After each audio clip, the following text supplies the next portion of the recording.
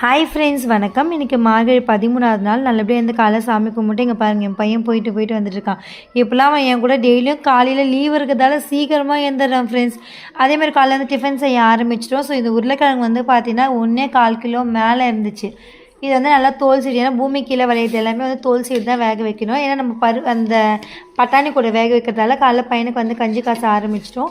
So எங்களுக்கு பால் உருளைக்கிழங்கு நல்லா தோல் சீவிட்டு கொஞ்சமாக மஞ்சத்தூள் போட்டு வந்து வேக வச்சுட்டேன். அதுக்கப்புறமா பட்டை லவங்க ஏலக்காய் சோம்பு என போட்டு எல்லாமே வேக வதக்கிட்டேன் ஃப்ரெண்ட்ஸ். இது வந்து பார்த்திங்கன்னா உங்களுக்கு ஏலக்காய் போட்டால் தான் அந்த ஸ்மெல்லு வந்து நல்லா உண்மையாக ஃப்ளேவர் நல்லாயிருக்கும். ஸோ ஏலக்காய் போடுங்க. அதுக்கப்புறமா 2 பச்சை மிளகாய், வெங்காயம், தக்காளி இதெல்லாம் போட்டு உப்பு போட்டு நல்லா வதக்கிட்டோம். எப்பவுமே வந்து இதில் வந்து பார்த்திங்கன்னா இஞ்சி பூண்டு வந்து கொஞ்சம் பேஸ்ட்டாக வச்சு போடுங்க, கொஞ்சம் தட்டியும் போடுங்க. தட்டி போடும்போது வாசனை வந்து உண்மையாலுமே செம்ம வாசனை வந்து டேஸ்ட்டும் நல்லாயிருக்கும், வாசனையும் வந்து அவ்வளோ மனமாக இருக்கும். நல்லா வந்து வெந்துடுச்சு. தண்ணி வந்து திட்டமாக வச்சேன் ஃப்ரெண்ட்ஸ். தண்ணி அதிகமாக தண்ணி கீழே ஊற்றாதீங்க, அப்படியே அதை வந்து குருமாவில் ஆட் பண்ணிக்கோங்க. இப்போ வந்து நம்மளுக்கு நல்லாவே வெந்துடுச்சு. உருளைக்கிழங்கும் சரி பட்டாணியும் சரி. நம்ம பையனுக்காக இது ஆக்சுவலாக நம்ம மஞ்சத்தூள்லாம் போட்டுட்டு மஞ்சத்தூள் மிளகாத்தூள்லாம் போட்டு கொதிக்க வைக்கும்போது போடலாம்.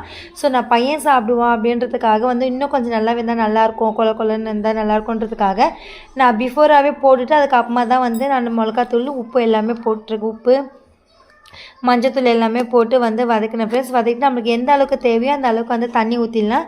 ஸோ தண்ணி ஊற்றி அதுக்கு வந்து கொதிச்சோடனே கொஞ்சம் சுண்டி போயிட்டோன்னே சூப்பராக இருக்கும். இதில் வந்து நடுவில் வந்து நம்ம பார்த்திங்கன்னா தேங்காய் அதெல்லாம் அரைச்சி ஊற்றலாம் ஃப்ரெண்ட்ஸ். ஆனால் அதெல்லாம் அரைச்சி ஊற்றினா எங்களுக்கு வந்து அது அவ்வளோவா பிடிக்காது. ஸோ எங்களுக்கு பிடிக்கும், பையனுக்கு நெஞ்சிலே இருக்கும் அப்படின்றதுக்காக நான் அதிகமாக வந்து தேங்காய் சேர்க்க மாட்டேன்.